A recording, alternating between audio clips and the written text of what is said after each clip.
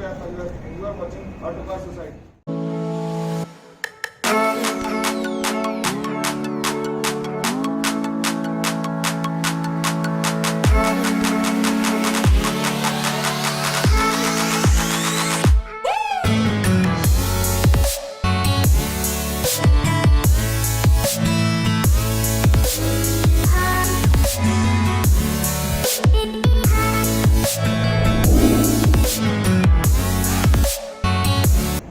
So this time we have got here the new Ford EcoSport SE variant.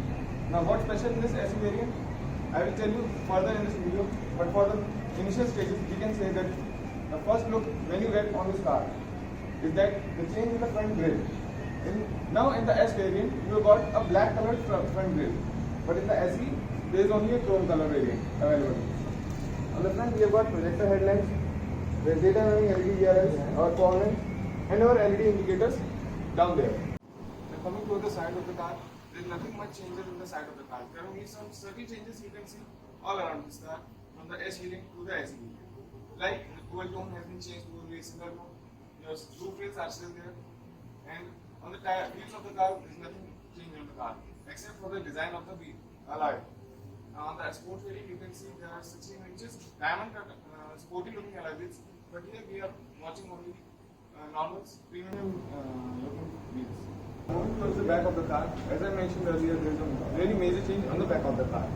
As a lot of you have noticed yet that the spare tire on the EcoSport has gone, but it's only up to this SE variant. In S variant you have got your spare tire. You should think that the tailgate should open upwards, but no, it still opens sideways. And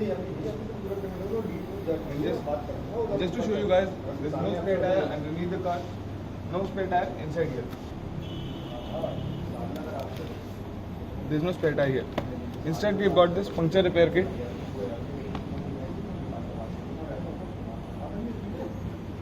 And the other part is over that side. That's it, there is no spare tire in this car. Here are the keys of the car. They look fairly simple and there is nothing much change in the keys of the car. Now let me show you some small details in the car. A little small detail, like when you put your hand in the gate of the car, the car automatically unlocks and the windows hold open. And if you touch the three lines over there, the car locks itself and the same thing happens. Moving inside the front seat of the car. Now coming to the front gate of the car, there is nothing much in the front gate of the car. You got your window controls. Only the first window is automatic, rest are manual. The other controls are for our rear view mirrors, and we got our lock and unlock button. There is also additional storage for two 1 liter bottles that can be held over here. There is soft touch material over here where you should be putting your elbow. It's the dashboard of the car. In the sports model we got our dashboard in black and orange color, but in this one we have got a subtle color which is black and beige. And there we have got our glove box. Opening the glove box, it's a fairly substantial size glove box, and there's nothing much special to watch over there. Now coming to the steering wheel of the car, it is covered in a leather type material, and we got our controls over here and here. Here are our audio controls, and here are the controls for our screen, which is here in the middle cluster. Here we have got our speedometer and tachometer. Now the trip meter is a little bit larger from the last update of this car. Coming to the middle console, as I mentioned earlier, the controls that are on the left side of the steering wheel are used to control this section of the car. Here we can see our trip, our average mileage,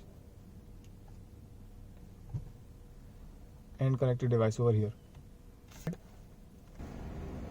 Coming to the middle console of the car, here we have got ourselves a 8-inch touchscreen, which is fairly bright, and I kudos to Ford for making such a simple and user-friendly display. Like we have seen in many of the cars, you should have to go through a manual to understand what is in the central console of the car. But here it is fairly simple. Like you got your audio controls, your phone controls if you added your devices. It has got Apple CarPlay and Android Auto. We have got our mobile apps, settings. All settings are actually quite simple. You have got your updates, your emergency assistance, and you have got your voice controls over here as well. It's that simple. And VRM mode, voice control displays, ambient lighting here as well. Underneath the display we got your volume controls. It is a knob and it's for your tuning. We have got our settings, our play, pause and forward and skip functions over here. Now below the mid, we have got your AC. We have got our AC vents, and here we have got our AC controls. Your dial for AC controls, lower speed and all that functions. You have got your USB ports for charging your phone. We have also got a traditional 12-volt output here, and this car is a 5-speed manual. We have got here is the diesel variant. This comes with turbo in it, but if you go with the petrol variant, you have got a naturally aspirated 1.5 liter engine. Talking about the storage in the middle console, you have got 2 cup holders over here, our handbrake, and additional storage over here. And under the armrest, we have got some extra storage as well. Coming towards the rear seat of the car, here we have got a really nice, I wouldn't say it's big enough, but it's nice enough knee space and head space.